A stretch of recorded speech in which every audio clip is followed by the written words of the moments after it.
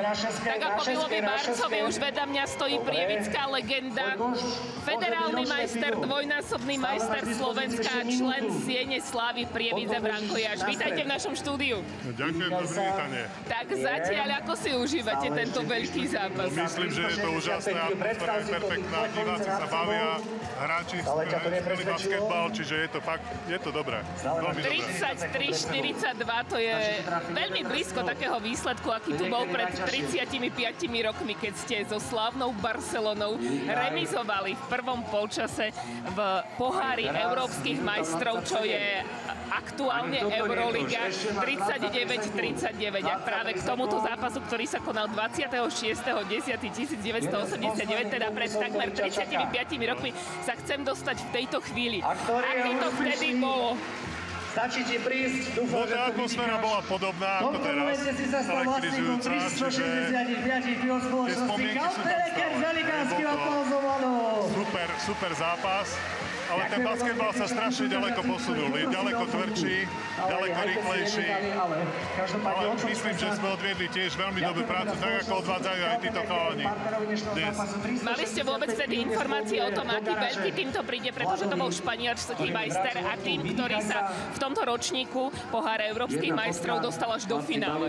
Veľmi málo informácií bolo, čiže len niečo, čo sa zohnalo ako na...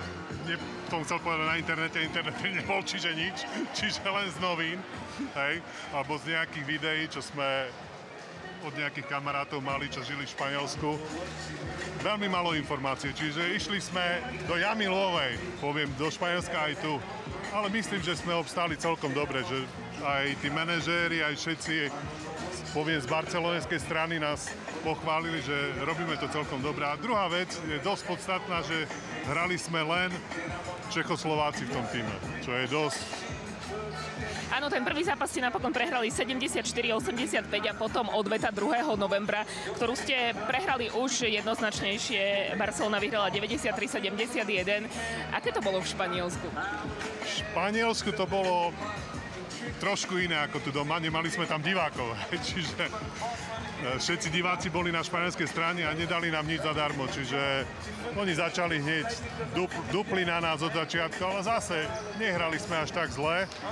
Myslím, že bolo to celkom slušný výkon aj z našej strany a mohli sme byť spokojní s tou reprezentáciou. Samozrejme, bola to tá najvyššia súťaž, hej? Pohár európskych majstrov, čiže zanechali sme nejakú stopu. Maličku, ale zanechali. Určite áno, pretože na to spomíname aj o tých 35 rokov a je to naozaj skvelé. Je tá atmosféra a tá eufória v Prievidzi podobná, ako bola pred 35 rokmi? Určite je. Preto sme tu my dvaja, lebo tá atmosféra a tí ľudia to milujú. Ten basketbal má tradíciu. Jasné je, Inter, Svit, všade sú tie basketbalové mesta, ale tu myslím, že tí ľudia to milujú. Čiže preto je to tu tak, ako je a myslím, že budeme častejšie sa tu stretávať aj s lepšími tímami, aby to nebolo len ojedinelý výstrel a zase 20 rokov nič. Aký by ste mali odkaz pre mladých basketbalistov? Ako sa dostať do tejto Európy? Ako prežívate si nové minúty v Európskom pohári FIBA? Syn bol trošku dlhšie zranený, čiže nemôže sa až tak zapojiť plnohodnotne, ale pre mladých sledujte to nasadenie tých Španielov, ako bránia. V podstate sa ani nestarajú, že kto dá kôš, ale idú naplno, celý zápas, naplno. Vidíte, tie striedania sú ďaleko častejšie, čiže ideš na 2-3 minúty a ideš naplno a v obráne nešetrí. Myslím, že nikto z nich sa nešetrí, čo je dobre, lebo my sme ich ako prievidský tým ich donútil k tomu, aby bránili, aby hrali naplno, aby to nebrali ako že je to prechádzka. Odkaz od Branka Jáša. Ďakujem veľmi pekne, že ste boli v našom štúdiu. Ďakujem.